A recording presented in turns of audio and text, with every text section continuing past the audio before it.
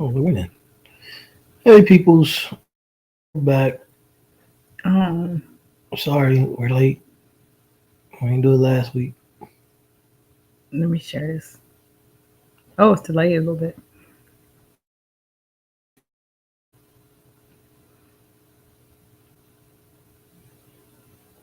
That's interesting. All right.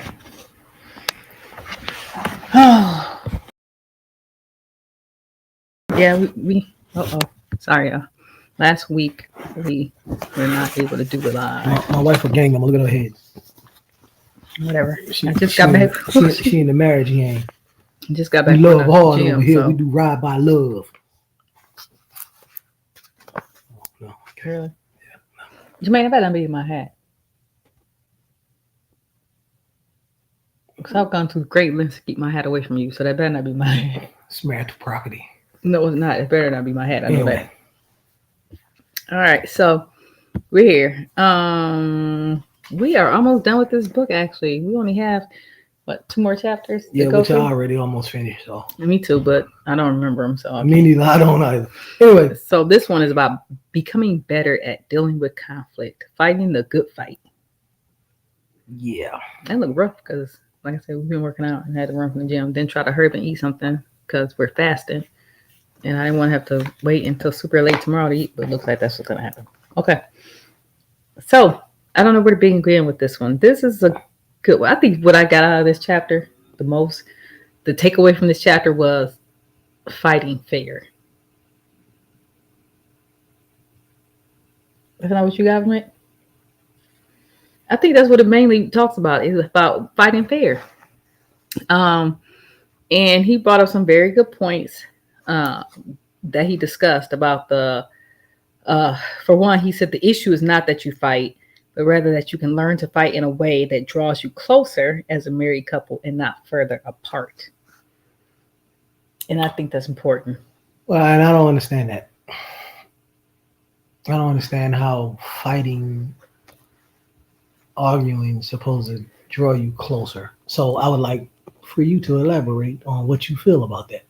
Because I think what he means is that you're fighting away because he said you're going to have conflict. Like that's almost guaranteed. You're going to have arguments. But in those arguments, if you're disagreeing appropriately, you come up with a resolution. And then once everyone feels as though they've resolved it, then they're closer. That's what I got from him because he does go on later on and says like he said that you may have an argument over what seems like a small issue, but that topic that you're arguing about in that moment is not really the big issue that's going on. So he was saying like basically if you talk about that and if you get to that bigger issue that's happening, then yeah, the fighting will draw you closer because now you resolved it. And that's not far off from what I've heard. Like even when I took courses in like conflict resolution and stuff, they always say like conflict is like you really shouldn't like run away from conflict. Like conflict sometimes help people to change and helps people to get to a place of agreement. And when you run away from the conflict, you never get to that point of agreement because you never discuss it.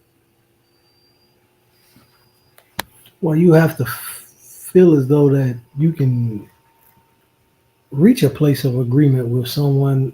That makes it easier because when you feel as though that you can never reach a place of agreement, then not discussing it seems to be the easiest route.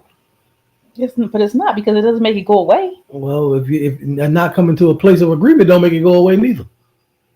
Well, yeah, but when you think about agreement, it doesn't mean that you come to the point where you give in to one person. It's like the agreement can be anything, basically.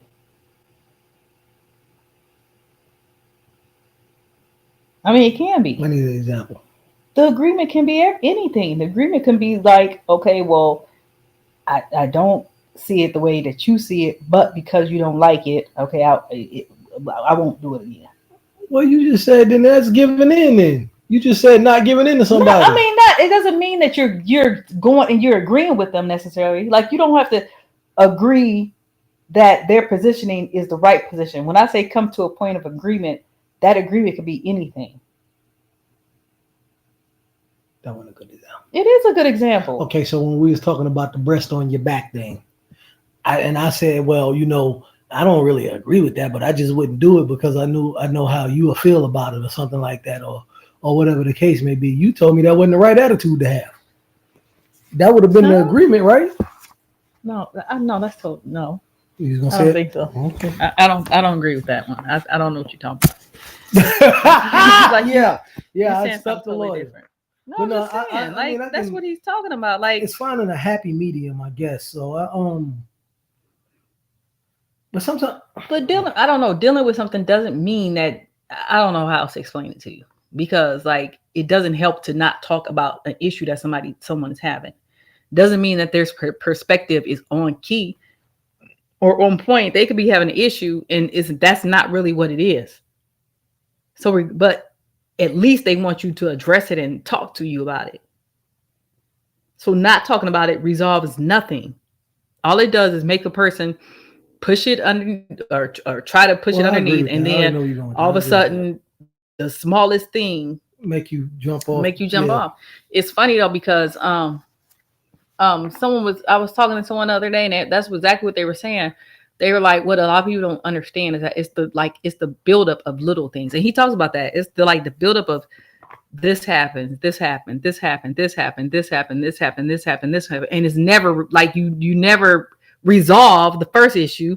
And then there's another one on top of that. And then you never resolve that. And then there's another one on top of that. And you never resolve that. And it makes it a mountain. My father used to say a mountain out of a molehill, right, with the little things. And because all the other things doesn't get resolved, then they make it seem like one big thing. Right. I understand that aspect of it. Yeah. And then it says when the real issue isn't dealt with, no one is satisfied with the outcome of the conversation. Like they just don't I'm probably one of the main people that do that. Like I don't like stuff hanging. I really don't. I don't know. I think maybe it has something to do with, because I was telling my counselor this too. I think it maybe has something to do with my childhood or something. But that right there, it doesn't go away. Like a person, if something isn't what I feel like resolved in my spirit, then it just sticks there and it doesn't go anywhere. But well, I guess I already know what you're going to say when I say this. But that things being resolved also, sometimes things can't be resolved. Then what do you do from that perspective or that point? We go from there. If you have an issue and whatever the issue is, and you just totally 17 million miles apart on it, and nothing that you could do make me see your point and vice versa, then how do you resolve an issue like that? But that's what I'm saying. I don't think resolution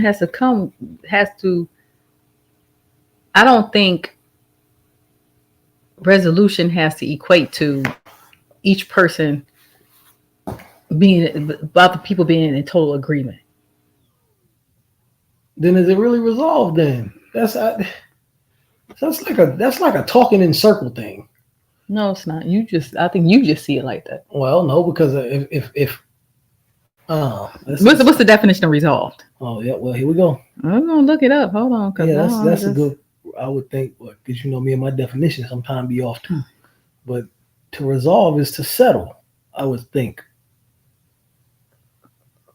It's a firm decision to do or not do something. That's what resolution is. Something settled or resolved, the outcome of decision making. Well, that's down the lines of what you said. Then I don't agree with it, but then I just won't do it again, type of thing.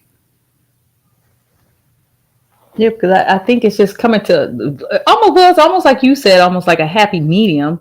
A happy medium doesn't necessarily mean that one person is agreeing with someone else. It just means that you're agreeing. You pick some point of it to agree come together on. Yeah. I can agree to that. We resolved it.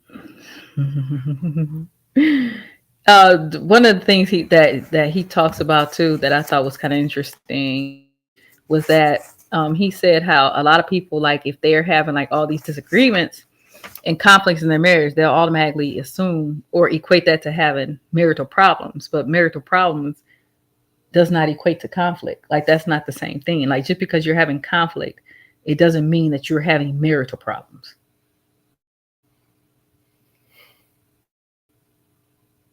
Because he said, number one, arguing is not about the individual. It's not about the individual they are having an issue with, but most couples just need time to adjust to each other. I agree with that aspect. And then he said the second thing is that many conflicts in the early stages of marriage can be resolved fairly simple with cooler heads. The issue is not, again, the fact that you're fighting, but how you fight. So then I asked this question as well. What do they say? I wonder what is his definition of, as well as I'm asking you, what is the definition of when he said earlier on in marriages? At what point does a honeymoon period, quote unquote, runs out? The honeymoon period. So is after the honeymoon period early on? Because in that, the honeymoon period is when everything is all fine and dandy, and then you turn around and reality set in, like, oh shit, shoot, I'm with this person forever. I don't know, but how long do they say it takes to get? Does it take to get to know someone? I mean, that could be a lifetime. For me personally, I think it's probably depends on the situation, and each marriage is going to be different. Well, I'm still because it is, as long as you're still, I don't want to say learning new things, because you always learn new things if you're both growing. You learn things together, but I think early on would be. I think early marriage can be something as long as 6 years. To me, it's still early. I don't know about that one. 6 years. I'm married 6 years, and we ain't figured out some shit. We got some problems. We got some problems. I'm just saying. I would say 3 years tops. Well, why would you say that? For stretching it, because. Like I would say the first year of a marriage is, of course, you're newlyweds. Mm-hmm. Maybe the first 2 years, I don't know about the second year, but first year you're newlyweds, and that should be, really learning and seeing each other habits. And if we go back and think about it, a lot of people do what this book has been talking about and let all those big things add up, right? So you're learning how not to do that. And how to begin to speak with each other, probably around 8-9 months, right? So then the second year, you're going through all of these, I don't know if we're going to make it, and all of those type of arguments, because you allowed those things to build up. This is my perception. Okay. It's sort of like, being your 20s and 30s. Going into the third year is like, okay, I got a better feel for this person. I know how they respond when I do this, and vice versa. So the third year is when everything should start coming together. You shouldn't be having those same type of issues reoccurring over and over and over and over again going into your third year. Maybe 2.5 years into it, I don't think you should be having those same type of problems. I don't know. I think it depends on the marriage, though. It definitely depends on the people. I think it depends on how much time they were able to spend together, even because some people, you forget, some people get married and the person works half the time on the road most of the time. Their early phase is going to probably last longer than most people. Well, that's a good point. Or if a couple get married and the wife is pregnant at the time they get married. And so now the first year and a half is consumed with taking care of a kid, really, and not really focusing on the marriage. Well, I still say 6 years is a long time. 3 to 4 years should be tops. But they said, like, most of the time the honeymoon phase ends when you start noticing more and more of your partner's negative traits. And when things that you thought were cute are no longer cute, they're like more irritating and annoying. Like, that's when you start knowing that you are coming out of the honeymoon phase. But I don't think coming out of the honeymoon phase means that you're no longer in an early marriage. I don't even think you can count. To me, I don't even think the honeymoon phase should be counted. Because when you're in the honeymoon phase, because I just looked at something that says it can last 2 years. If you're in a honeymoon phase, you have blinders on that entire time. Yeah. So I don't think the real work in the marriage, and if you're talking about early, I don't think that count can start until after the honeymoon phase. Well, see, that's why I started being an annoyance to you early on.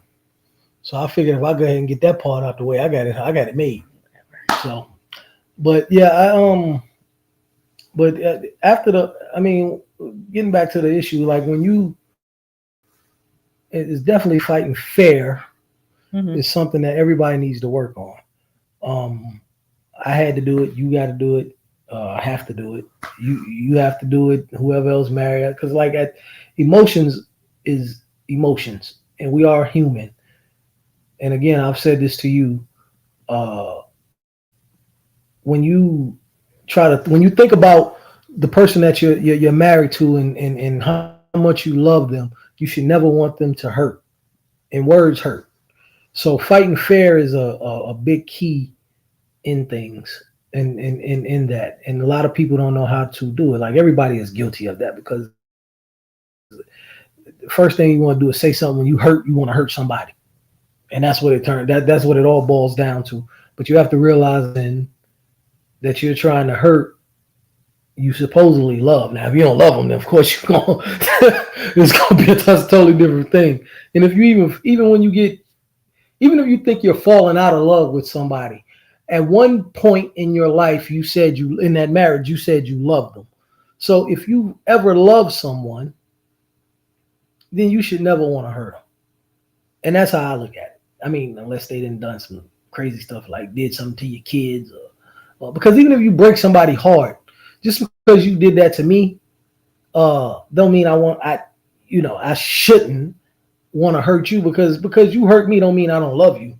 Right. So like you should never want to do that to somebody. But I think a whole part of fighting fair, if you don't understand, though, it's easier. It's a lot easier to fight fair if you don't have a buildup of issues. Because at that point,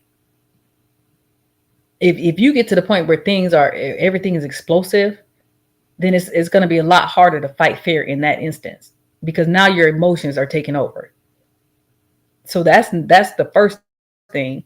It's like I think in order to fight fair, or to give people a better chance of fighting fair, that's why it's so important to take care of things as they come. When a person says something to you that is an issue, it should be addressed. Whether you think it's an issue or not, it should be addressed, like period. And things shouldn't be coded over, or it shouldn't be left hanging. Because to me, even resolution comes from not necessarily don't even have to really meet a common ground, but when things are just kind of just left hanging, that kind of gets overlaid with something else that happens, something else, and then all that stuff comes back. So then it's really hard to fight fair. And I think another point of fighting fair is that both people have to be engaging in it at the same time, because somebody can be trying to fight fair all they want to, and if their partner does something to trigger them, or does something to insult them or something, then the arrow is what they call it, the gloves come off. And the gloves come off, and people be like, well, forget it. Why am I fighting fair if they just hit me with this? Well, that goes back to what I said, because if somebody hurts you, and you say you love them, you shouldn't. And it's easier said than done. It is, because then you got emotions involved. But also, I think past traumas and situations of your past relationships and whatever traumas in your earlier years, childhood, whatever it is, plays a lot into that too. Because with me, again, I have to learn. I had to, and it's something that I work on daily of trying to watch what I say, because growing up, I'm from a dog eat world. So it's like I'm gonna say, you say whatever to me, I'm gonna say whatever back to you. I don't think about your feelings after my feelings become hurt. And that's something that I had, which I think I got that a lot more in control than I used to. But on the same token, those past traumas of situations too have a lot to do with that as well. So sometimes it goes back to like the chapter that we read about becoming self-aware, of you understanding that about yourself causes you to react in certain ways as well. Yeah, that too. And I think another aspect of fighting fair is this whole. So I talked about the buildup of, if you have all these issues, there's buildup, so it's harder to fight fair. And then the fact that if one person is fighting fair, but the other one isn't, then that makes it harder to fight fair. But I think the other thing that makes it harder to fight fair is when, and this goes hands in hand with the buildup of issues, when people start bringing up issues from way back when, that makes it harder for the other person to fight fair. And that's not even fighting fair. When you think about it, it's almost like throwing sand in someone's eyes. Like they think you're arguing about one topic, and then all of a sudden all this other stuff comes up. And it's like, what the heck? So how's that fighting fair? And also that actually goes into the next chapter as well that I thought we were doing now. I don't know how the hell I got them confused. We'll talk about that later. Right. But he points out in the Bible, like in Matthew, Jesus says, if your brother sins against you, go and show him his fault just between the two of you. If he listens to you, you have won your brother over. And in that, he talks about sin. And the Greek word for sin, I looked it up, but I don't know if I remember how to pronounce it correctly. But I want to say it was hamartia. I've heard that too. But the Greek word for sin means miss the mark. So when you think about it, he's talking about if somebody misses the mark, people are gonna miss the mark all the time, right? But it's up to us in a marriage to be able to feel like you can go and tell your partner, hey, you missed the mark, without there being repercussions. And for your partner to be able to hear you out when you say, hey, I missed the mark. And for you to be able to offer that same grace, because they talk about the next chapter talk about forgiveness, but this all goes hand in hand. Like if you can go up to someone and say, hey, you offended me. First of all, that is the first step to me in forgiveness. Because a lot of times people get mad at somebody. They don't even want to go and say nothing about you offended me, nothing else. They just don't want to talk to the person anymore. So in order to even do that means that you're willing to forgive someone if they respond in a way that where they acknowledge that they have offended you. So I think that's one of the things that's important too. And then your partner also has to make it. You have to feel comfortable going to talk to your partner, because if you don't, with what you just read, right? I could say like, okay, hey, you offended me, and if you automatically flip off the damn hook because I said that, then the next time I get offended, it's gonna make me not want to say something. So it has to be the open line of communication and the trust of that your partner is not going to jump down your throat because you told them that you feel as though they did something wrong or whatever. So it has to be an open line of communication with that and that type of trust, because that's also what make people go in the shells. It does, but when you even with that, there's the approach, right? So you have to approach a person appropriately to tell them that they offended you. Agree. Like you can't just come at somebody, B, you offended me, think that they're gonna respond in a way that's nice. The other thing is like, if somebody is grieving something, that's probably not the appropriate time to be like, you offended me. Or if somebody's dealing with an issue, like when people are dealing with issues, they may offend somebody. It maybe unintentionally offend someone. But let them get over whatever issue they're dealing with. And then I'm not saying not to go and tell them, because you're supposed to. Again, you don't bury stuff. You're supposed to go and talk about stuff. But there's also an appropriate time to do that. You like if someone's right in the middle of something, of whatever they feeling, the appropriate time to be saying that they offended you is maybe not at that time. It may be, okay, let me wait, let me pray. And sometimes I used to do this all the time. I still do it, maybe not as much as I have in the past, but a lot of times I used to utter the prayer where I ask God to soften the heart of whoever I'm going to, so that they receive what I have to say in a more positive light. Because that's a prayer that you can pray. The Bible tells you can pray that prayer, to ask for God to soften someone's heart. Actually, one of the stories in the Bible, that's what happened. They prayed and asked God to soften the person's heart, so that when they went to the person wouldn't be take offense to what they were going to say and all this thing. So those things, prayer, if you believe in prayer and prayer works, maybe it's like, okay, let me take a step back. Let me pray about this. Ask God to soften this person's heart, and then God will give you the words in the manner in which to say it to the person, and tell you when is the right time to say it to the person, so that they don't take offense. So all those things have to be considered. But a lot of times, because like he said, we all miss the mark and we're not human, we have to also remember that we have to grant each other grace, like God grants us grace for missing the mark. So we can't just be like, you missed the mark. So man, that's effed up. You know, you have to, especially if you talk about your partner, your spouse, you're supposed to be able to recognize they're human. They're going to miss the mark sometimes, and extend that grace to them.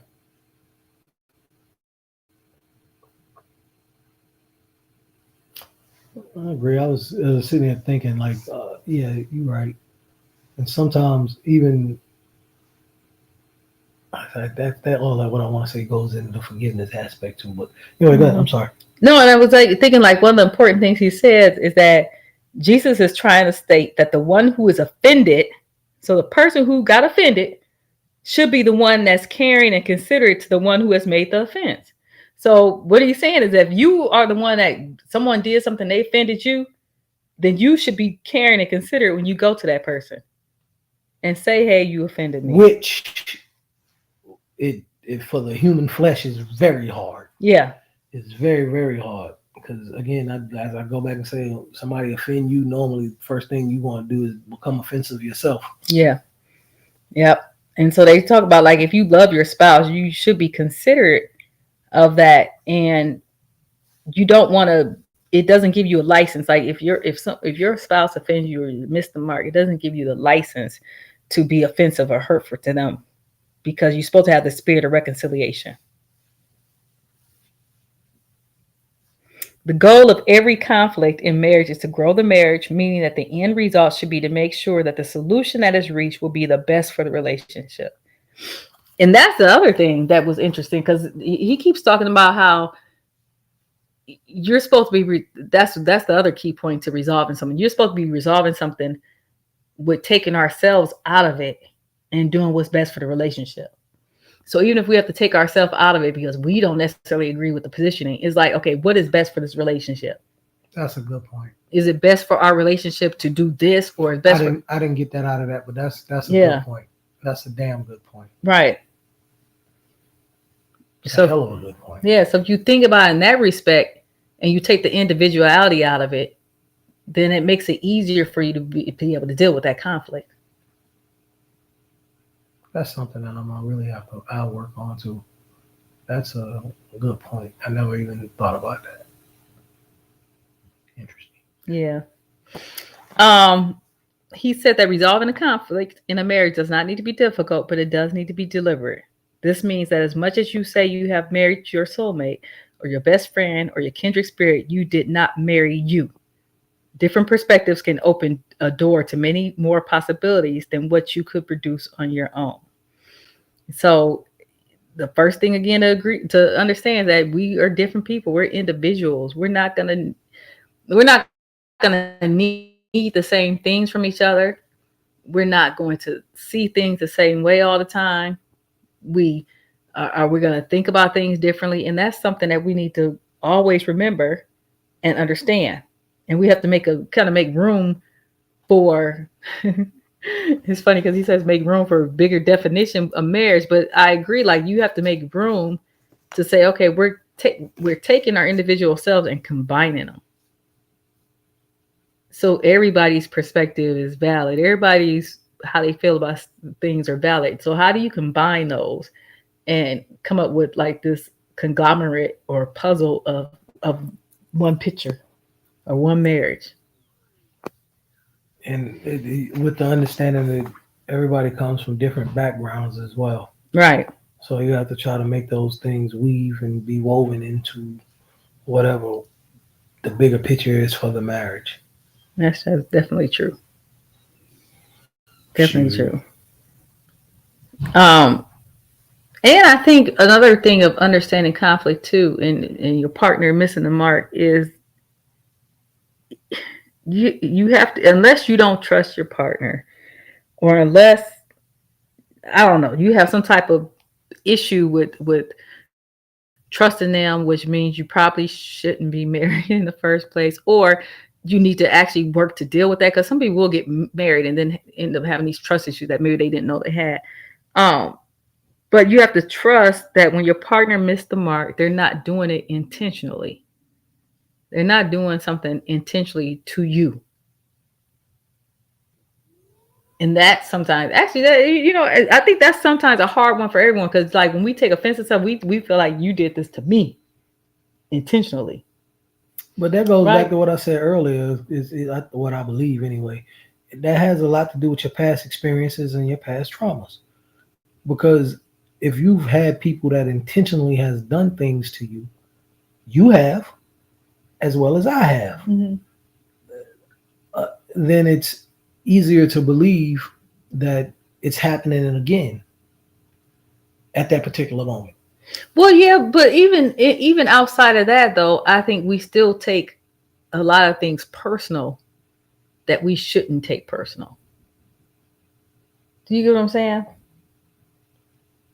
Yeah, Like but it's it still like goes. I'm gonna stay right if where I was but at. but Even okay, you saying that, I'm staying right where well I'm that's at true. with But that. I'm just saying, okay, say if somebody is they keep saying, well, their partner keeps mismanaging money, finances. They keep mismanaging finances. The person is going to act.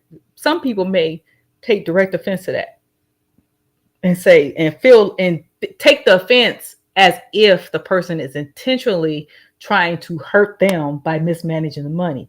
Where it could just be like they just a person is bad at finance and they just silly and they just don't think about stuff. They just do stuff, and it's not a direct.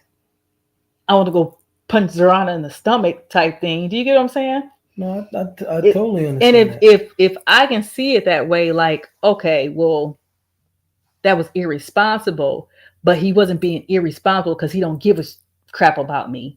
He was being irresponsible because maybe that's just in his name. Do you get what I'm saying? Then it's easier for me to come to you and say, hey, this made me feel this way, and be more considerate and be more able to extend that grace that they're talking about. Yeah, I agree with that. So he said, like, there's some ways that you can directly deal with conflict in a marriage. The one is practice your approach, which is what I was talking about. I think that prayer is a good one because it does seem to not only help with the person that you're approaching, but it also is one that calms you down so that you go in a different manner. Like when you approach the person, you approach them in a different Well, manner. that's what's missing. To sidebar a little bit, but prayer and things like that is what's missing out of a lot of marriages. Right. A lot of marriages, like that thing you sent me the other day. God first, spouse, so on, so on, so on. Mm-hmm. If you don't have God first, then it's gonna fail anyway. Anything that you do. Right. So for the people that don't believe in God, that's your business. But you heard what I said. Right. The other one, which is really interesting, he says, be responsible for your own buttons. I want to do. I want to get back. You moved past the page. I want to What? do. What page? I wanted to talk about the argument because when that's us, kinda, not all the way, but not. It reminds me of certain arguments. What he's trying to say is I don't fight fair. No, I'm talking about this. Yeah, that's what you're saying. Well, that wasn't even talking about the calling me stupid part. I don't call you stupid. No. I'm saying that's what I'm saying. I'm not talking about that part. I'm just talking about the context of the whole argument. Mm-hmm. It's similar to a couple arguments that disagreements that we've had, and it ain't necessarily about the fighting fair part, but that's what the context of it is. Is just I've said to you, like, sometimes you don't know how to talk to me. Yeah. You made me feel like that or something like that. So it's just certain words that was kind of, I don't want to say triggering. And then you said something to me to the extent of, yeah, I'm even I was like, what? Because I asked you before, you think I'm stupid or something? Mm-hmm. And then you was like, yeah, I don't think you're stupid, but yada yada yada. So I was Right. I don't know. It's just that reminded me of a couple of times we had disagreements. Right. Just the Yeah. context of it. That was just personal. I'm sorry. That does. No, that does. He's right about that. But anyway, go ahead. It does, and I think sometimes the root issue, I think even in those type of scenarios, is that it's really not so much that a person.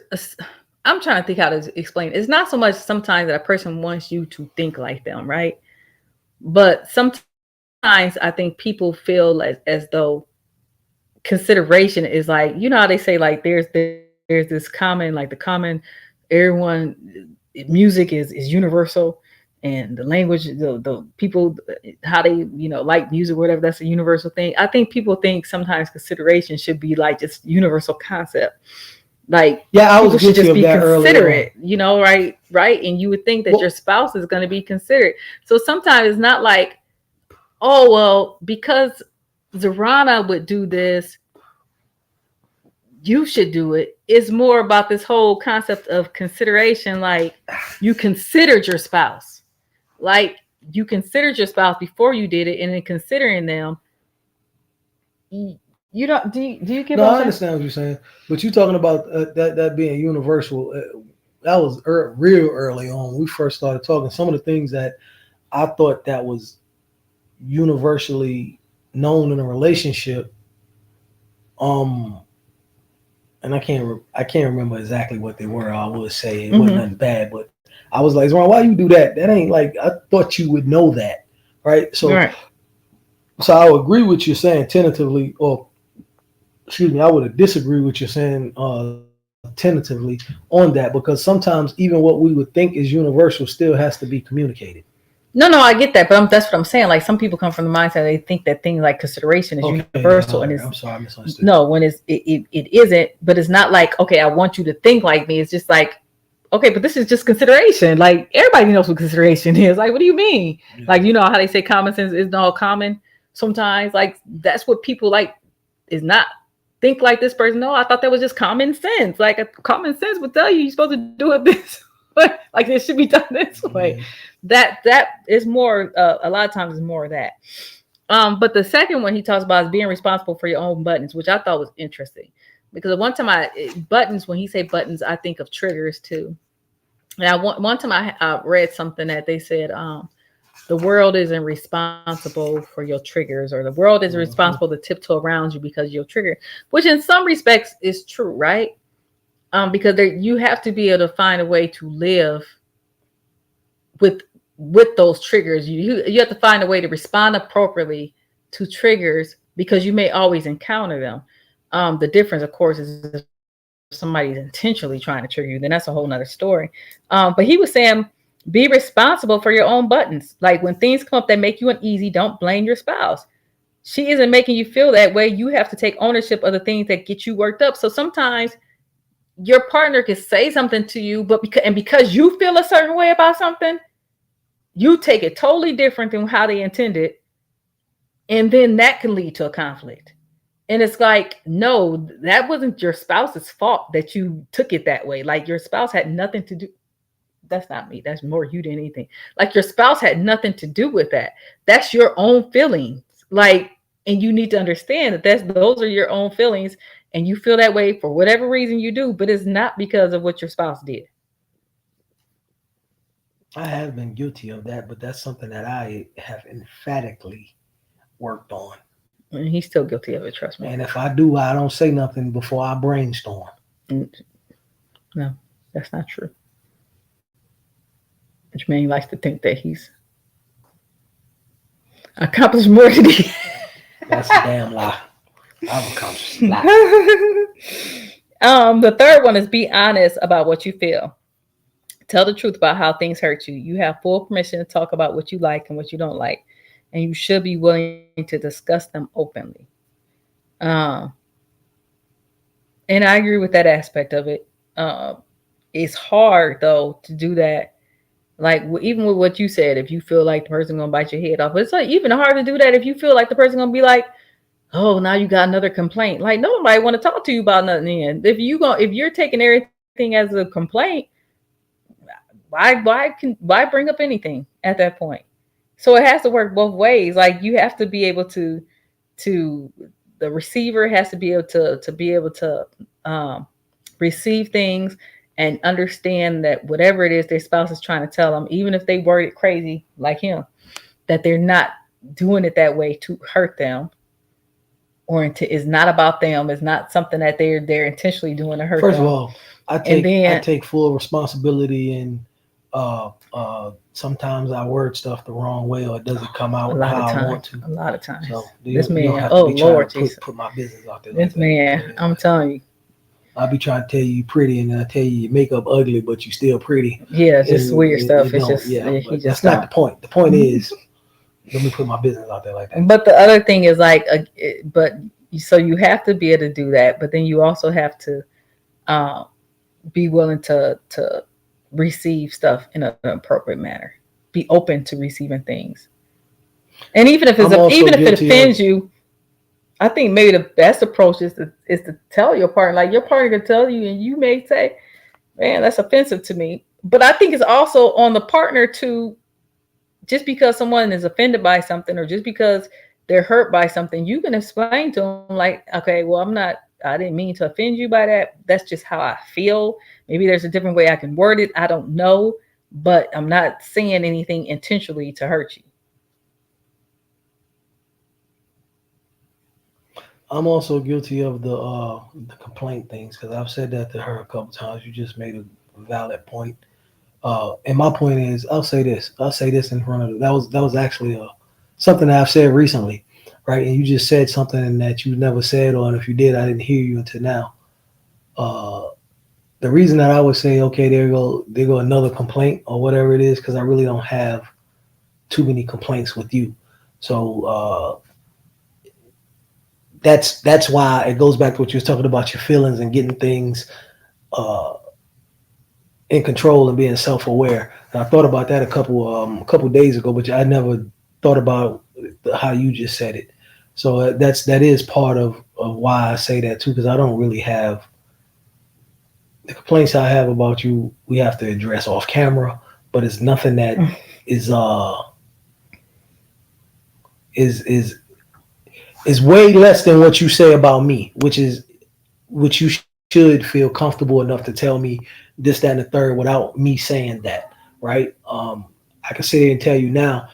I can say the reason I have said that is, again, because it's like, okay, she's saying this about me, this, that, and the third, and I don't really have nothing to say about her. So like, it's a complaint. Where in actuality, it goes back to what you said about the support or whatever the thing is, whatever that was when we was talking the other day. It's something that I should be. I should hear you what you're saying and then try to fix that issue. So that's damn. It took me 2 weeks to get that. So I got it. See, resolution. No, that ain't resolution. I did what you said. That ain't resolution. Whatever. The fourth one is understand the goal. Know that you aren't in conflict to win arguments, but you are in conflict to learn how your relationships can get stronger. Use every opportunity to see how you can grow from the mistakes and the marks that you have missed as a spouse. So if that's the goal, if the goal again is to, if you're looking at bettering your relationship as opposed to winning the argument or winning your view over or whatever, and your goal is really to better your relationship, like, I think you could receive that better. Okay, well, they're saying this because they want us to be better. Like, this person is telling me these things because they want our relationship to be. Think about it. What do the people say the most? If a person get quiet, that mean they done with you. They say if people don't have conflict, no, but seriously, they say if people have conflict, the people who don't have conflict are the people who are not really together. Well, I don't. When I get quiet, it's because I'm done with the conversation. No. They didn't mean like in the conversation. They mean when a person stopped bringing up any type of issue to you at all. It's rough, and they get quiet. That means they checked out. They checked out a relationship. And that's where that comes from. If somebody told they ain't never had no conflict, somebody checked out their relationship a long time ago. Like they ain't you talking to them, they hearing Charlie Brown parents like womp, something going on, but they're not in it at all. And so the last thing you really want to do is get your partner to that place. So if you understand that the goal is, if they're bringing stuff to you, if a person brings something to you, it's because they want to get it fixed. Otherwise, they wouldn't bring it to you. They just be like, F it. I'm going to go give me a side piece or something because I ain't going to be dealing with this. Yeah, well, so that would never. I ain't saying nothing. I'm saying, but that's what some people do. Yeah, but I can honestly say I had that thought. I had that thought in my mind, not with you, but for years before I became mature, and that's definitely the wrong way. This is a whole nother topic, but I definitely don't agree with. I used to agree with cheating. I definitely don't agree with that anymore. Right.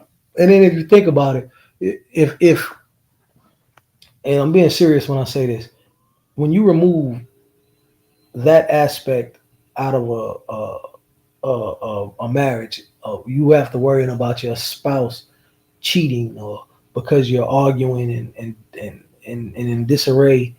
And if even if they wanted to leave the house, you still would have a confidence like they just mad they leaving. You probably mad because they leaving, but the thought of them going to be with somebody else will never cross your mind. Right, right.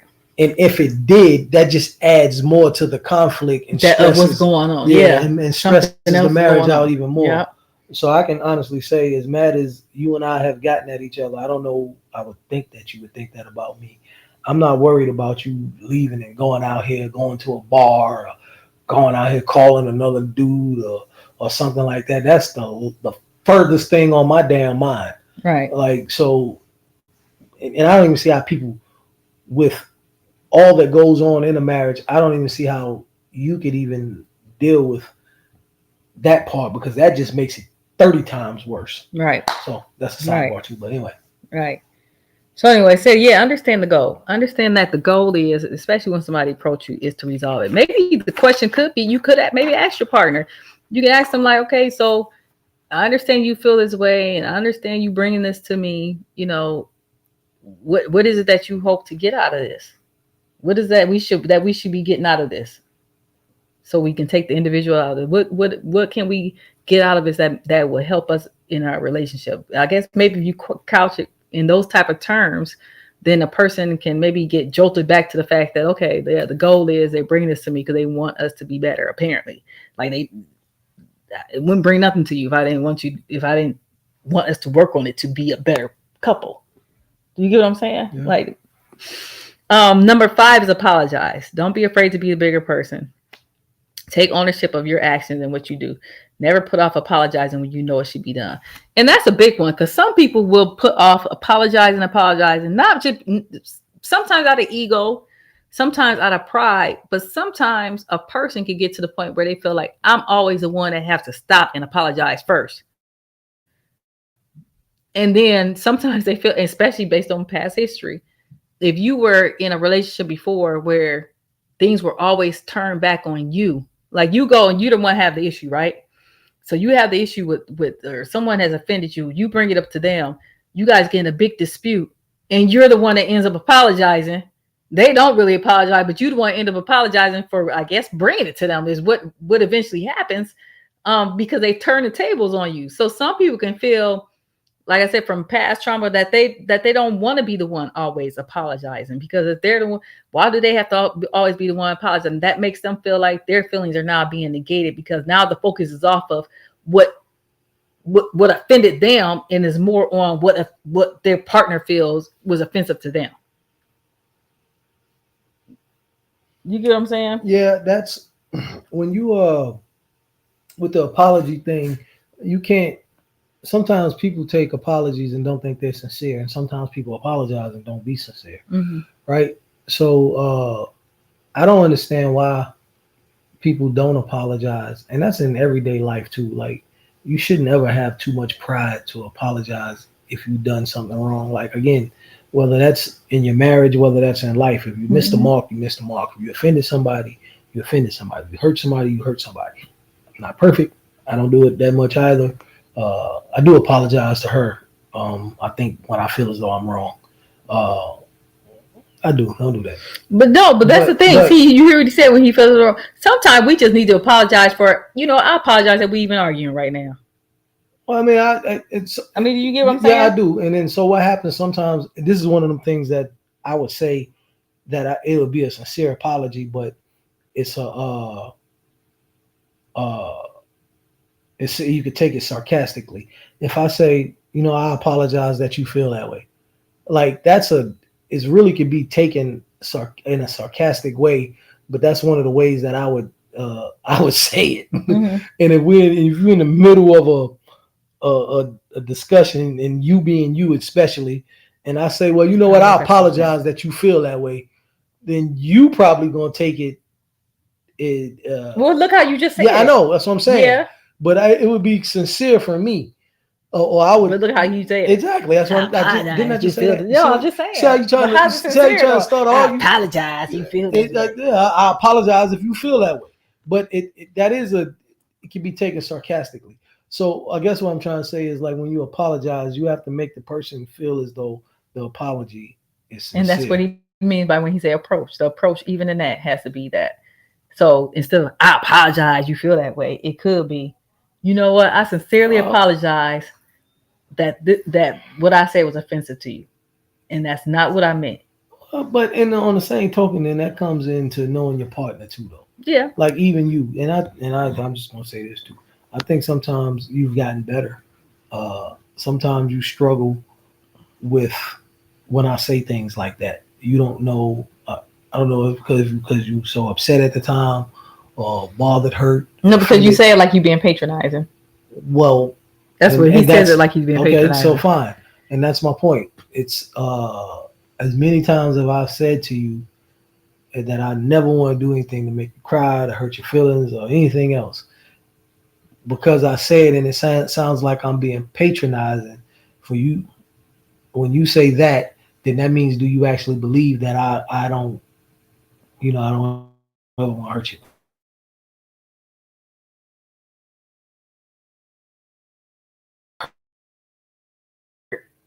Unintentionally doing it. And sometimes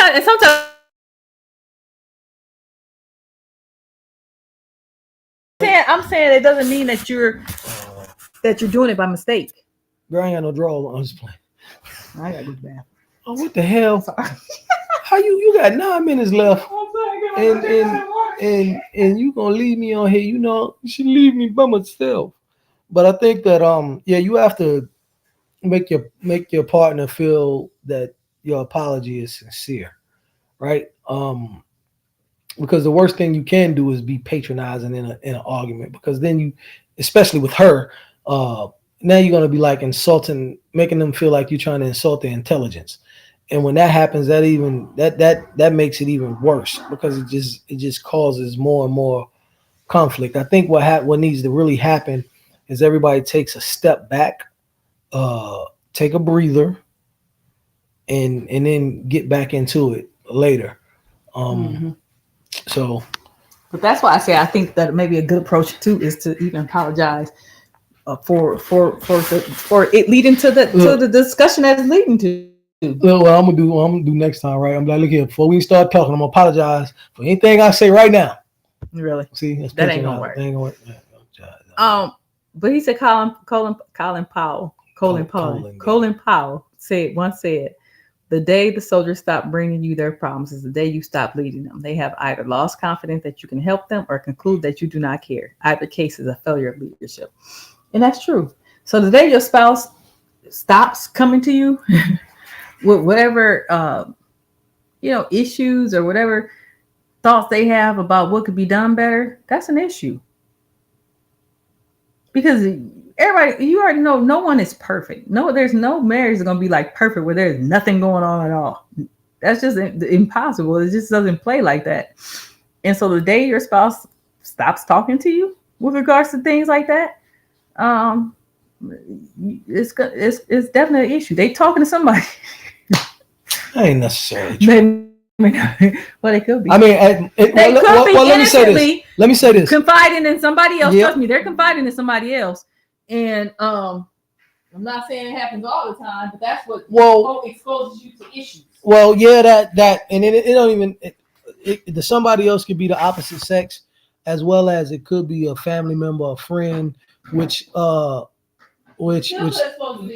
exactly, because they could be giving bad advice, as well as I learned this from some of my previous friends. When you bring other friends, like when you bring people into your relationships and your problems, 9 times out of 10, they're going to be on your side anyway, right? So then once you and your spouse get things rectified, then they're going to still have that bone against them, because they're going to feel like, oh, you mistreating my friend or my family member and which could cause problems later on, because then now your spouse still gonna be friends or family with that person. Yep. And if y'all get things fixed and they still got a bone and they start acting funny, now you make it it's just a whole bunch of stuff can go wrong with that. It's like I seen 50 say when Birdman and Lil Wayne had their problem, Mm-hmm. he told everybody in the industry, y'all need to stay out of that. He Right. said, because they're gonna work it out, and then you're gonna be left there saying well what you said and this, that, and the third. Mm-hmm. And that's basically what it boils down to. Yep. So it does. Use I statements. It says instead of universal statements that don't take a sense of ownership, say how you feel. For example, I feel exposed and embarrassed when you make fun of my clothes in front of your friends. Not you never consider my feelings when your friends are around. Your spouse can't win with a you don't ever statement. Talk about how you feel, putting your thoughts and feelings into statements that begin with I. That way you can always leave room for connection. Listen, this is probably gonna make me seem a little bit less intellectual, but I really don't see the difference of that. If I tell you that you don't consider my feelings when you talk about my clothes, and then I don't see the difference in those statements. Basically, it's basically me you telling or when you do that, it makes me feel like this. Mm-hmm. I'm telling you that's making me feel away. So why do I have to use I if I'm telling you that it makes me feel like that? Because I think what he's saying, if when you start saying words like absolute words like you don't ever, then the first thing out of your spouse's mouth gonna be like, how you gonna tell me I don't ever consider you? Okay. You get what I'm saying? Instead of saying I feel exposed.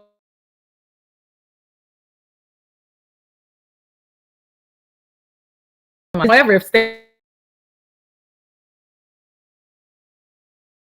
be like, no, that's not true. Because just last week I did that. Right. Yeah, okay, I get it. Yep, told you it was going to challenge my intellectual level there, buddy. And then the seventh one is be ready to forgive. Forgiveness is the most significant healing tool of a marriage, and it is. And that, again, takes recognizing that if someone is coming to you, especially your spouse, if you think your spouse truly loves you, they're coming to you.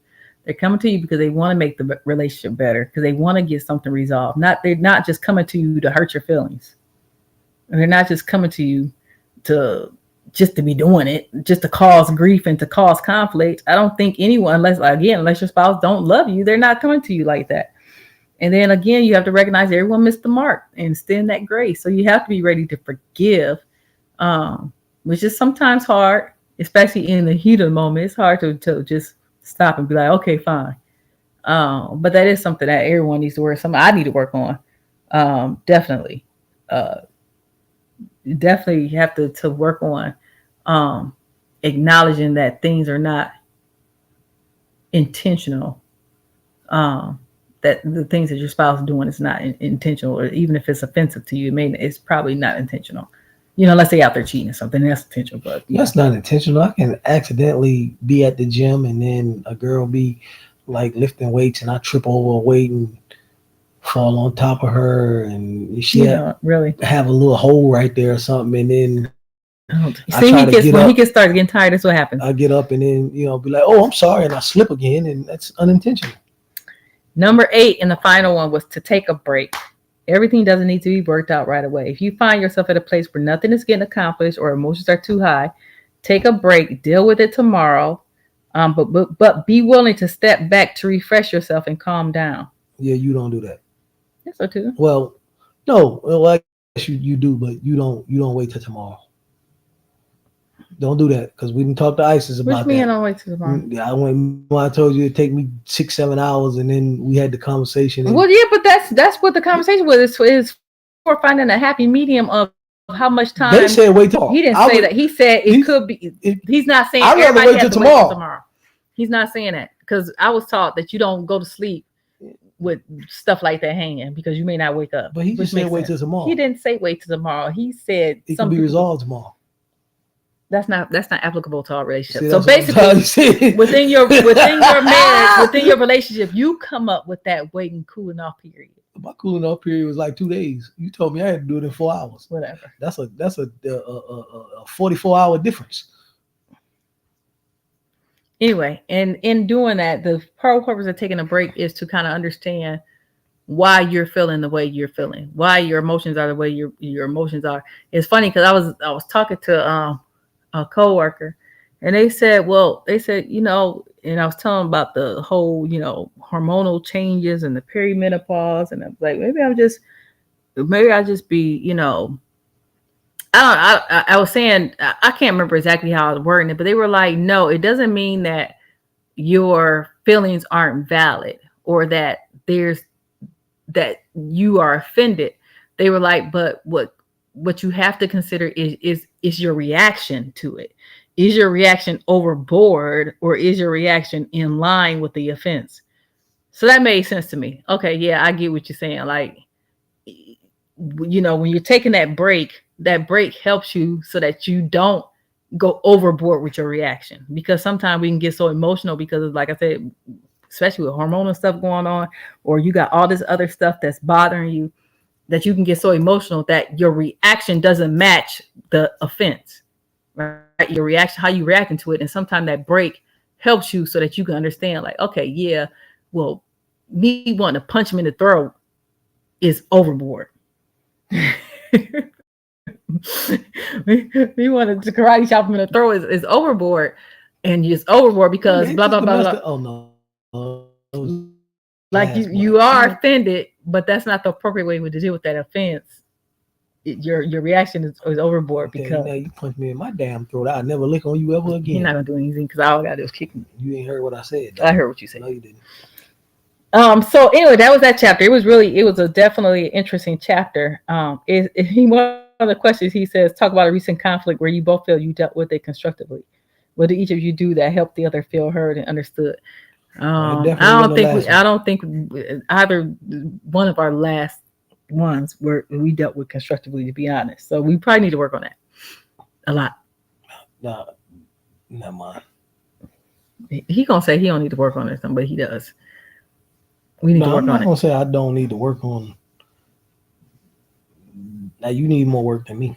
See, that type of stuff. Did he just say use I statements? Yeah, I said you need to work on it more than I. No, and that's so untrue.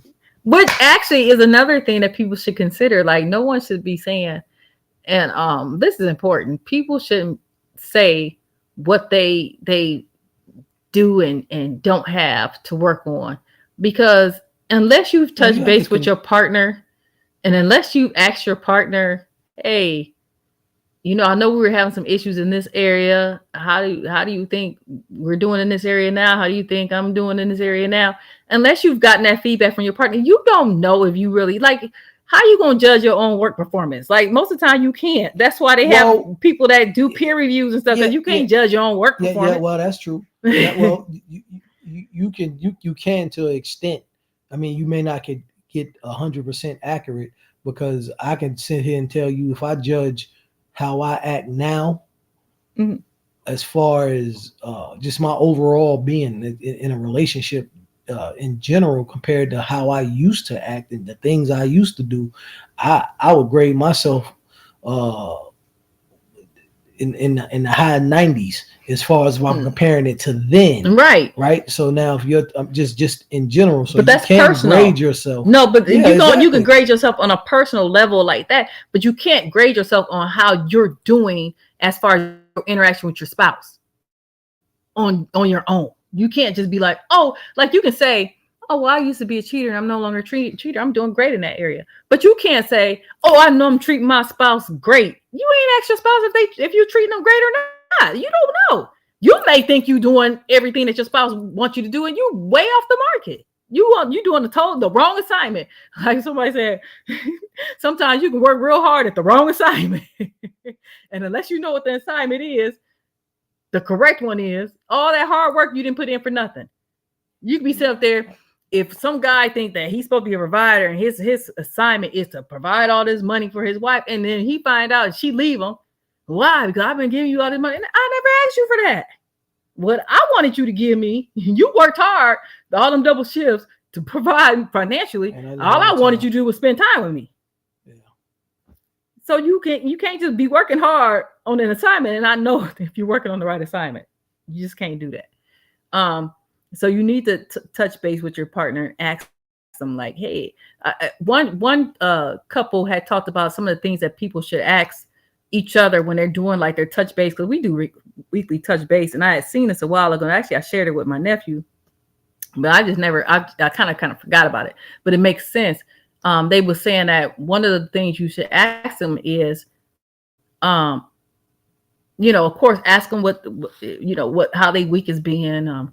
If they had any goals for this week that they try to achieve, or if they had any goals that they thought about this week. But then one of the most important things was to ask them like, how can I better support you? As simple as that.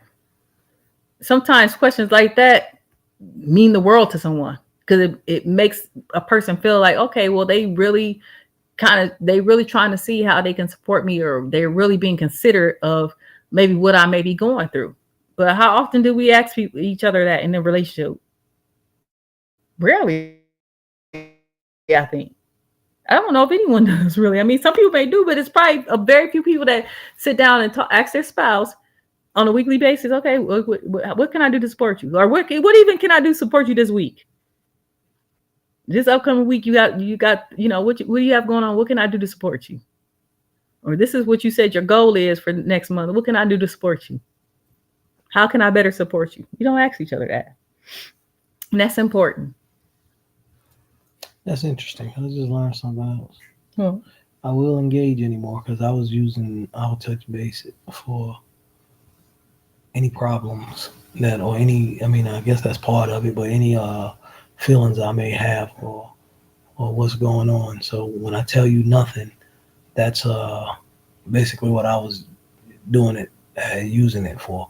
Like if we had any issues, and how I think it could be handled differently, or whatever the case may be. So when I said nothing all of them times, that's what I was judging it on. I didn't know that it was supposed to be that in depth. Yeah, and that's new to me. I've never done that before. You fuck how your weekend. I'm just playing. See, that's what I'm talking about. That's what I'm talking about. As long as you're in that corner bringing me my money, damn it. You know what? But anyway, that was how this chapter, he does ask a question about, talk about how your family dealt with conflict, because that does I think influence how you deal with conflict. Sometimes if a person is from a family that argued a lot, they may shy away from conflict, and that's not necessarily a good thing, because they think to them conflict automatically means unhappiness, or conflict automatically means. That's me, because I think I shy away from conflict. Right. And that's not necessary. That's just, again, not a good thing, because then you have a lot of stuff that don't get resolved because you're thinking everything is conflict. And then you have some people who are so used.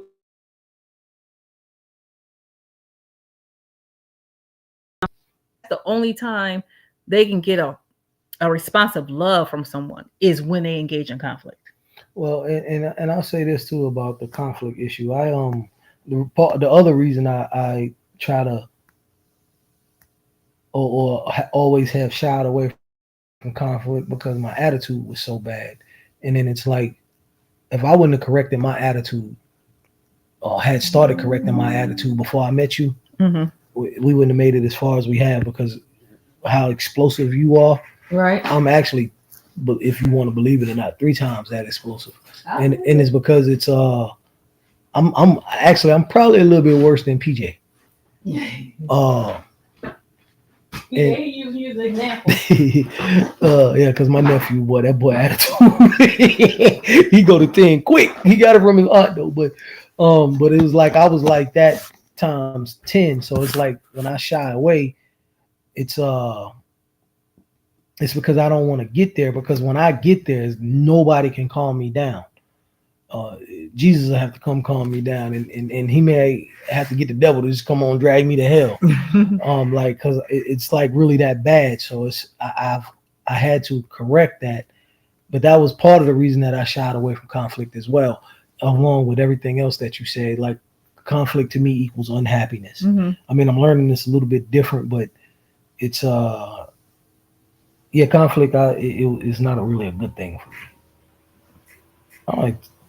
I mean, if you learn from it, it Right. becomes a good thing. Right. If you keep having conflict and you gain nothing out of the situation and keep repeating the same things that got you there, that's when it becomes, to me, a problem. So, Yeah. Man, I thought you said you had to do some work. I do. I'm ready. All right, people. Forgiveness is the next chapter. We're gonna finish. I'm gonna We can do reread the it. next 2 chapters Yeah. tomorrow. Next week. And then we're gonna get to real topics before we go into another book. We probably find some real topics that people are talking about, because she always telling me stuff that people doing on the internet that's crazy. Mm-hmm. And we'll give our synopsis on what we think they should do better, or how we think it should be resolved. Yeah, because don't let me Which get on would the be- stuff that's going around right now. Yeah, which would be very interesting, because we agree and we disagree on a lot of things when it comes to that. And y'all can see how we deal with those type of conflicts and resolutions, which is, we ain't gonna get nowhere. I'll tell you that now. She gonna say that the dude should have did. Speaking of which, let me address this. Oh, with you. because wait a minute. No, Well, no, no, before let he me goes there, 'cause address- I already know he's going. No, you don't. But I'm gonna leave y'all with this note for the conflict thing. Set up boundaries with regards to your I don't- disagreements. Okay. So he said, put boundaries on your disagreements. Those boundaries are giving you rules of the game, so you fight fair. So the boundary should be, we're not going to call each other names, or we're not going to swear at We each don't other. call each other names. No, I know that, but I'm just saying. So just set up those boundaries with regards to your disagreements. Set them up beforehand. Both sit down and set up some boundaries, so that you know that if you're starting to go outside the boundaries, that you need to cool off. But go ahead. What were you Yeah, getting ready to I say? called her a bitch one time, and I was asleep like this, and I woke up with a shotgun and a knife to my neck and said, "What you call up?" No, just playing. My video I posted. You wrote all of that for what? I know, right? Because he made me mad. Why did he make you mad? Because he did. Because he was so off base. How was he off base? Because for real, he wasn't even historically factual. So this That is made where, me mad. It makes me mad when people will say stuff like, I don't. Okay, if people want to split things 50-50, that's fine. Go ahead, but don't say the reason why women think this is because of blah blah. That is not what happened. what did he say? The reason why women think what now?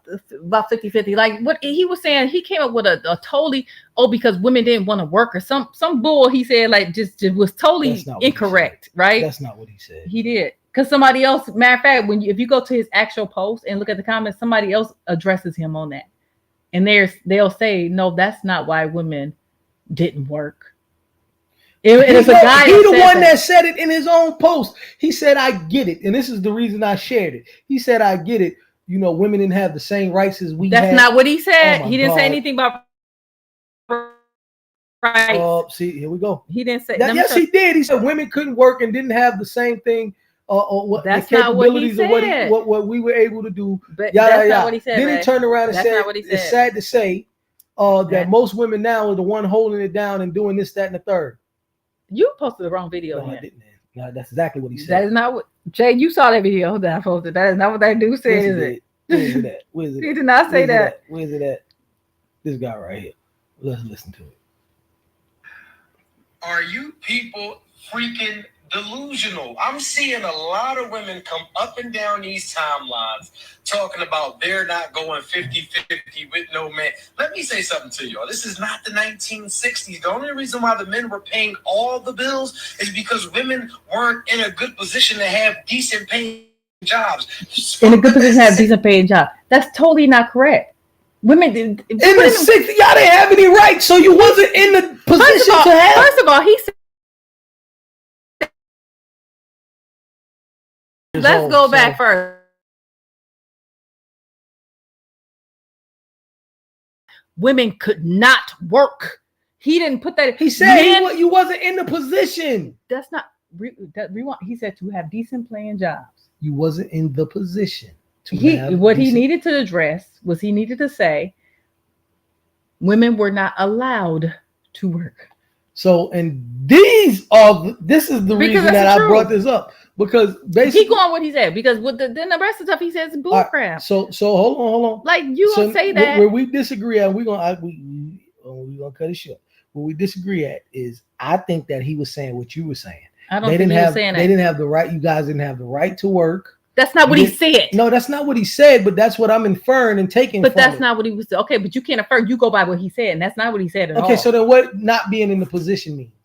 What does that mean? He said not being in the position to have decent paying Okay, so jobs. what does that mean? So that could be like they were uneducated or something. I don't know what he was talking about. But the thing is, that's not factually correct. And it's not the 60s. It goes way back further than 60s. It had nothing to do with it had to do decent paying jobs. No, it had everything to do with the fact that back in the day, they couldn't work. They couldn't even get an education. Okay, so you're not taking, and I get what you're saying. He's not hitting the stem of the problem. The stem of the problem is men. So what he should have said was men wouldn't allow women to work. Let's put it like it was. Okay. Men wouldn't allow women to work. Which means they wasn't in a position. Men wouldn't allow women to get an education. Was that comes from, they don't come from slavery? He ain't just talking about black folks. We talking about all women. Women could not work. Women couldn't go to school. When they went to college to learn how to be a wife. Okay, but anyway, what I am saying to you is that you're still not in the position. Oh, I don't know. But it still means that you're not in the position. But what I'm saying is he's being inaccurate though. He needs to tell it. Why were women not in the position yet? Why were they not in the position? I understand what they're not saying. In the position because it's something that was established by men. Okay. Are you people freaking? I'm not gonna listen to the whole thing again. But anyway, my whole thing. No, don't listen to the whole thing because what he was saying was just completely inappropriate. I don't think it was inappropriate because when you don't, I get your grievance. Freaking delusional. I'm seeing a lot of women come up and down these timelines talking about they're not going 50-50 with no man. Let me say something to y'all. This is not the 1960s. The only reason why the men were paying all the bills is because that's the part that got you in a good position to have decent paying jobs. Because they set up like that. That's why a lot of these women out here are in better positions than some of the men. So unless your man is a multi-millionaire or he makes triple or quadruple your salary, who are you not to chip in with the bills? If you're looking for a father, say that. If you're looking for a sponsor, say that. But if you're looking for a husband, if you're looking for a relationship, if you're looking for a partner, then there is nothing wrong with splitting bills. This is what a relationship is. We need each other where each other lacks so we can thrive. Do you know what type of economy we live in? People making 6 figures a year, or if you're not making that or more, you're out here struggling. Be realistic. You'll split the bills with Uncle Sam, but you won't split it with somebody that you love. Y'all have to make sense. Stop flattering yourself. First of all, so he blaming all this on women. Looking because you could be paying the bills all by your fucking self. Look, you're not willing to split this. Y'all think y'all are? What puts you in a position to think that you can't split bills with the person that you're splitting your house with, splitting your heart with, splitting the children with, but you can't split bills? When do we split the children? When do they split child care? When do they split housework? Get the fuck out of here. Because this is my issue. Right, this is my issue with what he's saying. No, your issue is when he started off. My issue is when he started off, right? And I can understand. But even if you go past that, he says first of all, he's incorrect again because he said women make more money than men. So we make more money than men, supposedly, right? And then he's saying, but we're complaining about splitting bills 50-50. However, if I remember correctly, a lot of these same men that are talking about that are the same ones who are saying women shouldn't be trying to get with a guy that shouldn't be worried about how much a man make. Why should I be worried about how much a man make if I'm going to be splitting bills with him 50-50? Well, I've always said. Why shouldn't I be worried about how much? I've always said everybody should fucking their own tax bracket. They do. They do. They cry about everything. This is the thing. So I'm wrong for not wanting to be not wanting to have to split 50-50 with a man. But I'm also wrong if I say, well, okay, I make $250,000. I want a man that make $250,000 so he can split these bills appropriately with me. I'm wrong for that. Nope. And then I'm also wrong because I won't accept a man who can only pay a light bill. So let me tell you what these women should be doing. You know what? You're right. Make them go 50-50. Go 50 because what happens is that if a woman says she goes 50-50, the guy wants to pay according to his ratio of his income. So if you make $250,000 and he make $30,000, make him go 50-50. Okay, don't give him a percentage of the bill because based on his pay. No, go 50-50. You want us to go, we going 50-50. We're going 50-50 on bills. We're going 50-50 on housework. We're going 50-50 on the cooking. We're going 50-50 on the childcare. We're going 50-50 on everything. Well, I agree. And guess what? And then don't sit there and complain saying that you can't lead or one won't let you lead and shoot too independent because you don't get that right. Because guess what? We're going 50-50 on everything. So we're co-heads. Okay, we're co-heads. You don't get the right to lead anything. You don't get the right to make any of the final decisions. You don't get the right to do any of that because we're 50-50. So be 50-50 in everything. Matter of fact, don't tell me what type of clothes I can wear. No, we 50-50. Okay? Are you finished? I'm just saying we 50-50. All right, now Jay, I'm gonna put you. So some of these men be wanting, they be wanting the traditional. They want to sit there and nitpick. Why did I start this? Well, I want to lead the household, but I want her to pay 50-50. So I don't want to have to do housework. I want to have to do only the manly duties. First of all, but I want her to pay 50-50. First of all, no, don't do that. Come on woman. now. Let me say this. Now she didn't ramp on for 5 minutes. Let me say this. I agree with what you're saying. Only thing I don't agree with when you talk about the 50-50 is the cooking, because I just don't cook. Right? I am one to go down those lines. I do think everybody should do 50-50. As I put on somebody else post, or it might be on my page, like in boxing, they make weight classes for a reason.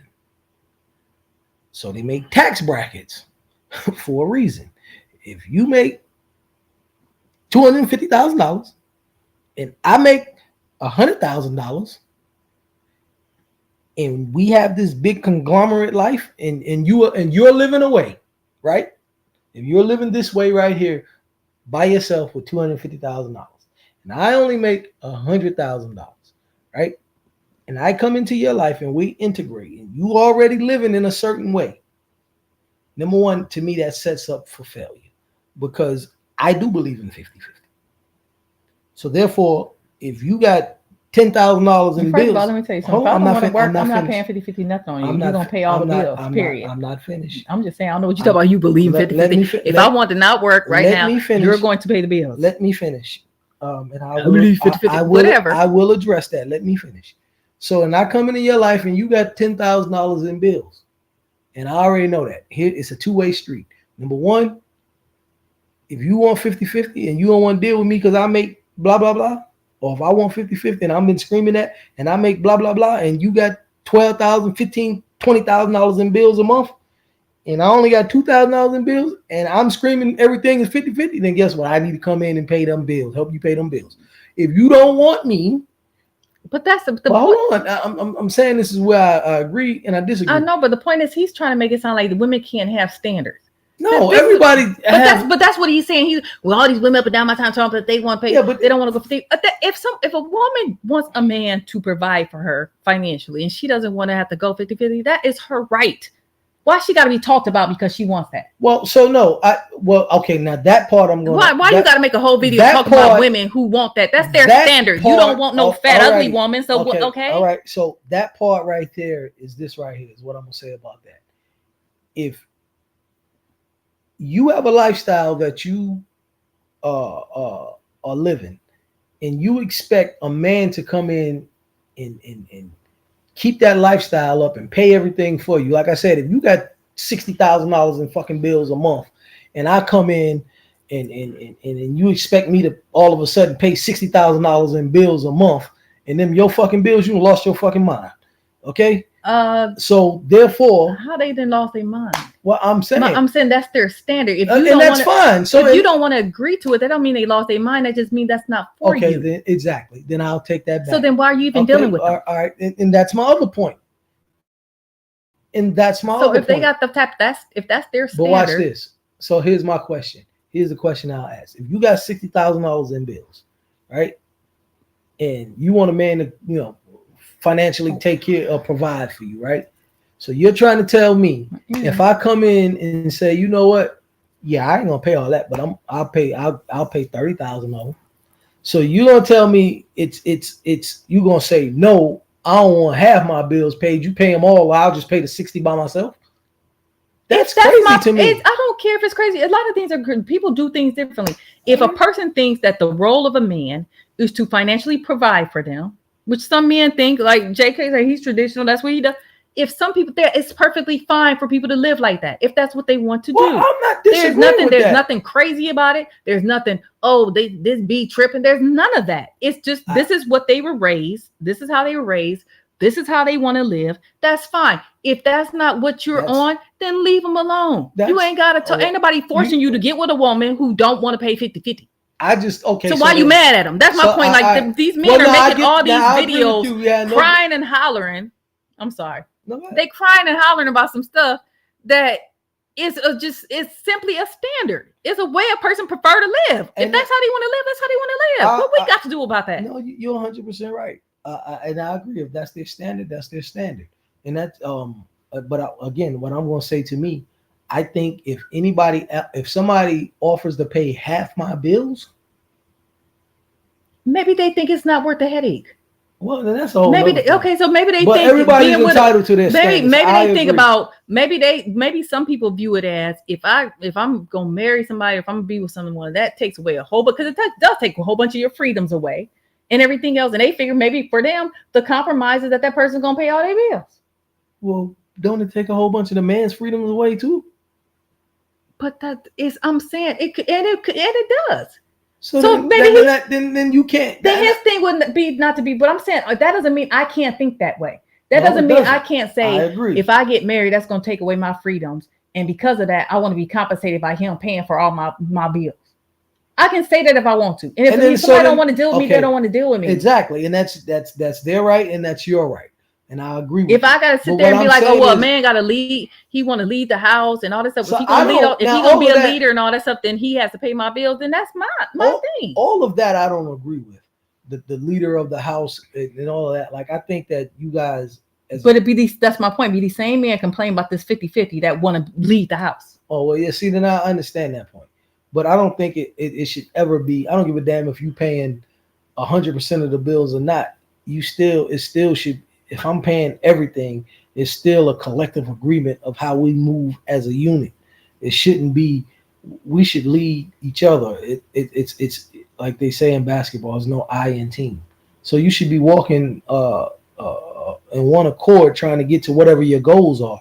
It shouldn't be, I got to make the last decision or I make the final decision. You and I had I get that, but some people are, I'm just saying that some people are traditionalists, right? So that's how they believe. That's what they believe even the Bible dictates, right? So everybody don't interpret it the same way. Everybody don't believe in it the same way. My point is, let people live how they want to live. Like, y'all coming on here. I'm listening. People coming on here straight mad at females saying, yeah, they talking about going half on basic needs. You're right. Like, that's crazy. And they're mad at females for not wanting to go half, but then you're mad at females for saying the man got to make a certain amount. Then you mad at females who say, well, he got to pay more than a light bill, because that was going around like a couple of every dude mad. Oh, so why can't you be with somebody who's struggling, a man who's building it? So you want us to be with a man who's building himself up and who ain't got a job, and you want us to be patient, but then you want us to go 50-50 on bill. I mean, make up your mind. But that argument, what do y'all want from women? I'm confused. That argument right there is null and void anyway, because most of the time women are, I ain't gonna say most of the time, a lot of times, I don't know the percentage of that way, but a lot of times women are the financial heads of the household, making a lot more money than men. And we had that discussion too, build a man up and then he leaves, right? So that is not even, you can't even, I don't even understand how certain guys argue that point, because that's something that women is complaining about. You know, they put all this time in with this guy. He became something. He left and go be with somebody else. So for a man to complain about a woman not dealing with a man that makes less than her or whatever, that's null and void. That's crazy. Right. I personally, again, only thing I agree with, and I go back to what you're saying. You're absolutely right. If you couldn't work or you stopped working, you deserve that. And I would. If I would do it. I do, because at the end of the day, actually, I'll put it like this: if you needed a break and wanted to, yes, I would do it, right? But if you're like, I don't want to be at home mom, yeah, that's something I have to. We're gonna. And you gonna do it? No, I don't know about all that. Yes, you are. No, I ain't. He gonna do it. No, I wouldn't do that. If you got sick, and couldn't if work. I wanted to be a stay-at-home Yeah, I mom, he don't know gonna be about all okay that. with I it. don't know about all that. I'm not that's He gonna do it. I don't know about all that. I don't know about that. He boy, would definitely do it. Look, my I can't so I agree with you for the most part on that. Like guys you can't say you want to go 50-50 and then say you want to be the leader of the household. Number one, I don't care if you're paying everything. Everything's supposed to be decisions supposed to be made as one and on one accord. You can't be saying you want to go 50-50 and then act those certain traditions in that benefits you. I totally agree with that. I just think that to knock all of that out, like I said, I just compare that to boxing. They have weight classes for a reason. They have tax brackets for a reason. The sad part about that is, if we're talking about the financial aspect of it, which if you were talking about the financial aspect, then you should date within your tax bracket. If we're talking about the overall concept of love and finding a true lifelong partner, then the money aspect shouldn't matter. I don't care if she makes more or he makes more. But since everybody is want to be stuck on this 50-50 shit, if you date within your tax bracket, you make 30,000, don't go looking for a nigga that make 80 or 100,000. I get it, you have preferences, right? But or if you the dude that make 80,000, don't date a woman that makes 30,000, right? So if you stay in that same tax bracket, that ain't even an issue anymore. Well, it could be because some people just don't want, some women just don't want to pay 50-50. And again, there's nothing wrong with that. So why are you talking down on women? See, the thing, this is what I'm beginning to feel. So let me ask you a question. Because most of these videos that's coming out are men complaining about what women, their standards are too high, right? But men can have what all the standards they want in the world. But for some reason, all these women and their standards, they're being ridiculous. Oh, she don't want to go to cheesecake. She's being ridiculous. Oh, she being ridiculous. Oh, blah, blah, blah, she being ridiculous. Okay, so y'all mad about all these standards. But what I think is going on here is that men are realizing, because when they did that survey, men are ones complaining about being single, not women. Men are realizing that women just like, we don't care. We're not pressed to be in relationships like that anymore. Yeah, because y'all got all these damn vibrators and fake dicks. Well, hey, it's unfiltered. No, you can't be saying that. So they I think they realize that women they're not pressured to be in relationships. And what happens is that the economics have been turned, right? So now women are starting to take back control with regards to what relationships they want to be in, and they're for a lot of for most of it, they're the ones pulling the strings on what relationships they're gonna get in and all this type of thing. And I don't think men like it. They don't. So the only thing y'all can do, the men can do, is come down with all these videos complaining about everything women talking about. Everything. Y'all want to complain. Oh, they 50-50. And I mean, y'all just complain about everything. It doesn't even make sense. The stuff that men are complaining about. So with you, it becomes a different conversation because of the type of money you make, right? So it becomes a different conversation, and with you and women of that ilk, it becomes a different type conversation of the successful women, because I just think that and again, everybody's entitled to their standards. To me, if you only making $15,000, $20,000, $30,000 and you saying you want a guy to make $150,000 a year, to me that's being irrational. That's your standard. Okay, good luck. That's like me saying, hey, you know what? I want to marry Janet Jackson. Like I'm probably never gonna be in the realm of even meeting her to say hi to her. So to me that's irrational. Podcast, we should. So but this is the thing. This is funny because somebody posted a video earlier today about this man. I don't know if they boyfriend or girlfriend, but they out somewhere eating. He gets the bill. He can't afford the bill, and the woman slips him some money under the table, and all these dudes are, yeah, that's a real queen. She gave her man some money. That's a real queen. I'm just thinking like, y'all are just the most ridiculous people ever. Like, I'm confused. Like, I'm thinking like, if they're on a date, first of all, why he take her on a date that he can't afford? Yeah, you said that happened to you. Like, that's insane. Like, there's nothing cute about that at all. Like, nothing cute about that. You said I ain't pay for our first date, though. You didn't, and that's just not. I mean, sure she has money. It's not cute to be that she had to pay for. I mean, come on, y'all. And y'all applauding that. Like, yeah, she's a real queen. She's a keeper because she had to give him some money. Huh? Yeah, I don't. So what happened to 50-50? Yeah, it's so what happened to the 50-50? Because I think she paid the majority of that. but if we're gonna, after we get finished with our book, these are the type of conversations I say we're gonna have stuff like that. Right. But on the same token, in closing, this is all I'm gonna have to say. I think, and I've said this before, I don't understand, number one, why men and women are so wanting to be argumentative and against each other. Right. You can No, I say feel it. if you can say it's the women. I mean, you can say it's the men doing this, that, and the third. I can say it's the women that's doing this, that, and the third, and then it'll be the same argument of what I'm trying to say. Why are we pitting each other? I don't know. This is constant clash, like this female male war. But I think that's what's going on, though. Exactly. It's a tug of war about who's going to control the dynamics of relationships. And nowadays. I can understand. This is crazy. I can understand from a woman's perspective of why they would be fighting back. It's sort of like us as Black people fighting a system that was built against us. Right. So with women, it's the same type of scenario because the system was built against them as well. And then, especially if it's a Black woman, so they got it double hard. So I can understand the buck back with men. And with us men, it's like that system has been there so long, and you try to throw certain traditions in, and y'all not hearing that shit no more.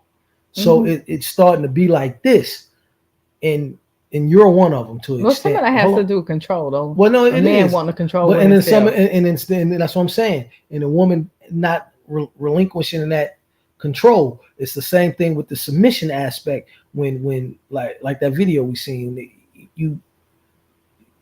they think submitting men. A lot of men think submitting mean your woman have to be, or being submissive meaning your woman have to be a yes no person.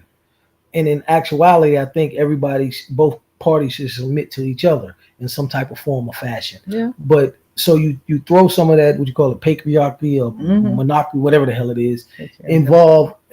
From the men.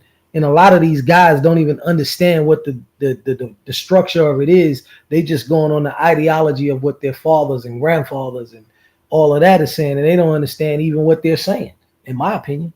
Yeah. So when you do that in the women, because of what some of them don't understand either, but in the women like yourself that's educated and understand, the structure of everything, it's like, nah, we're not doing that no more. So I think there's a lot of educated women that's arguing with, like that video we just watched, which I would put myself in the realm of him, while I understand your aspect of it. And I understand that he don't fully understand what he's saying, so it's the educated women that's battling maybe some of the guys that don't even know what the hell going on and what they're talking about.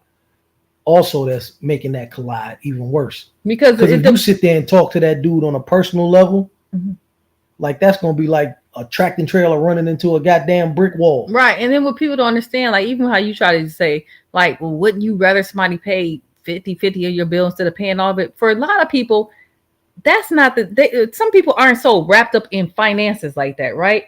To the point where they're willing to give up a piece of their piece. So if a person think, hey, it'd be more peaceful for me to pay my own bills and just not have to deal with a headache of having another individual living with me and another individual, that's their prerogative, because maybe their peace can't be bought. Maybe their soul isn't for sale. And we have to admit that all relationships aren't the easiest thing to deal with. All marriages aren't the easiest thing to deal with. It's hard living with this. It can be very hard and complicated living with someone else. And some people may say, money is not worth that disruption for me. Yeah. And Phyllis, you're right. And however, and that's how a lot of men also want the women to be, right? So they want them to be robotic. They want them to be obedient, right? Meaning, like if I say, hey, Bill, I'm going to the gym. When I come home, you better have my food ready. Or you ain't even gotta say better. Be like, so you gonna cook my food or whatever, or make sure my full plate up, like that type of shit. Like, I don't subscribe to that. But that's right around, they want their woman to be obedient like that. Yeah, and it's like they don't want. It's like don't want them to have don't want their woman to have an opinion or like that dude said. If your woman, I agree. I understand what he was trying to say. It goes to how I say things too. when he was saying like if your woman don't respect you, what the crazy stuff did he I say? can't remember. Oh, Yeah, it was if your something woman weird. don't respect you, then she gonna go respect another man or something. Like some of this stuff that people say is crazy. Yeah, because submission really means it's submission, and I think we talked about this before. It's about your spirit, right? I'm doing something because I'm doing it out of love. I'm doing it because obedience is you're doing it regardless of whether you want to or not. I'm demanding that you do this, and this is what you're supposed to. And they are not the same thing at all. Right.